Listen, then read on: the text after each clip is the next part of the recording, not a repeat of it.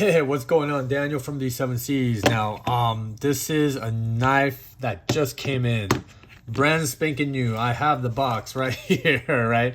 Now, I've been a fan of Spyderco forever. Man, ever since I've gotten into this hobby, been a big It started with Spyderco, it started with like the Delica and the Endura and and it's interesting when I started this hobby, the paramilitary 2 was so hard to get.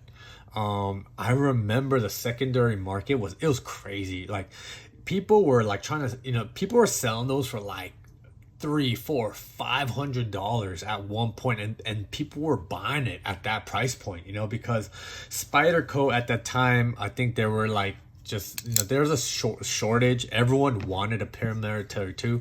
Now we're in 2024 and that reality has definitely changed. You could get a PM2 anywhere.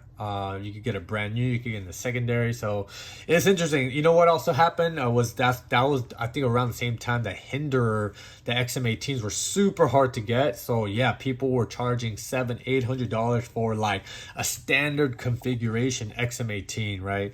And now again, the reality has changed. You could get an XM18 brand new or secondary for like $300-$400 easy, right? Anyways, all that is to say, I've always had a Spyderco in my collection, whether I've had several PM2s. Man, I've had a lot of different Spydercos, but I feel like one of my favorite just EDC choice is the Para 3. Now, I've had several Para 3s. You could check out my other, my previous videos. I had a Para 3 Maximate. That was really, the Maximate is fantastic. I've had the lightweight Para 3. And then now I have this Para 3. This is a kind of a unique one because this is like a dealer exclusive. So this is like in that dark earth, flat dark earth G10 and that DLC coated blade. This is in the s35vn. And what I love of Spyderco, I feel like they really know how to heat treat their blades and bring out the very best in all the different blade steels that they use, and boy do they use a lot. Spyderco is one of those companies that they like to experiment with all types of steels, right? So you'll get stuff in S30V, S35vn, S45vn, Magnica, Maximate, Rex 121, S90V, S110V. I could go on and on and on. Yeah, they are really great. I feel like they really have dialed down their heat treating protocol. So I've never had an issue with, their blade steels, to be honest. And so this is my latest addition to my collection. Super happy to have found this. And man, there's Para 3s are fantastic. I mean, I have medium-sized hands, still have full real estate when I have it backed out like this. Of course, a lot of times I'll be rocking it like this. And man, there are very few knives that really feel as good in the hand as like a Para 3. Spyderco, they really do prioritize like ergonomics. I feel, even their knives may not look like the prettiest knives in the world, right?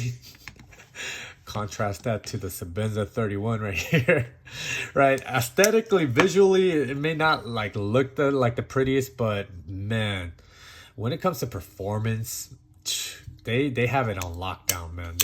They really designed their knives to be used. They don't have a lot of knives that are like not meant to be used. You know what I'm saying? Even they're more like expensive knives, or they're more like premium knives, are still meant to be used, right? So I think that's like their philosophy is like they want to make sure that these knives get carried and used on a day-to-day basis, and the Para 3 is no exception. Man, I've missed the Para 3. Gosh, what a knife. I don't have a lot to say. This knife has been reviewed to death. This is more of just like sharing my thoughts type of a video. I love this colorway. You have, like I said, a flat dark earth G10, and then you got the blacked out clip, and then you got this beautiful DLC kind of coated S35vn. This color combination is beautiful. Now I do wish that they would have DLC coded the lock bar or their their compression lock right here. So you do see the silver reflective thing that is they left it shiny, right? And so it kind of disrupts from the colorway, but not too much, but yeah, I just wish they did. They even like DLC coded, or I don't know if it's DLC coded, but they blacked out the lanyard tube, you know what I'm saying? And so they blacked out the stop pin, the screws, right? So they left that shiny. All good though, all good.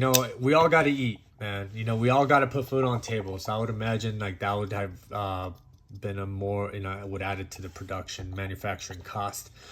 With that being said, I don't see this specific configuration floating around all that much. Like I said, I think this was a dealer exclusive. I forgot which dealer it was exclusive to. But yeah, Spyderco does a lot of those things where they'll do like dealer exclusives and bring out some really interesting like colorways, different steels. And so yeah, really happy to snag this guy. Beautiful, man. I personally think the Para 3 looks good.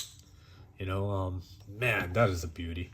Well, that's it. Y'all, feel free to drop down any comments, questions, anything, and feel free, if you like my videos, feel free to subscribe and hit that notification bell. All right, I'll see you guys soon. Take care.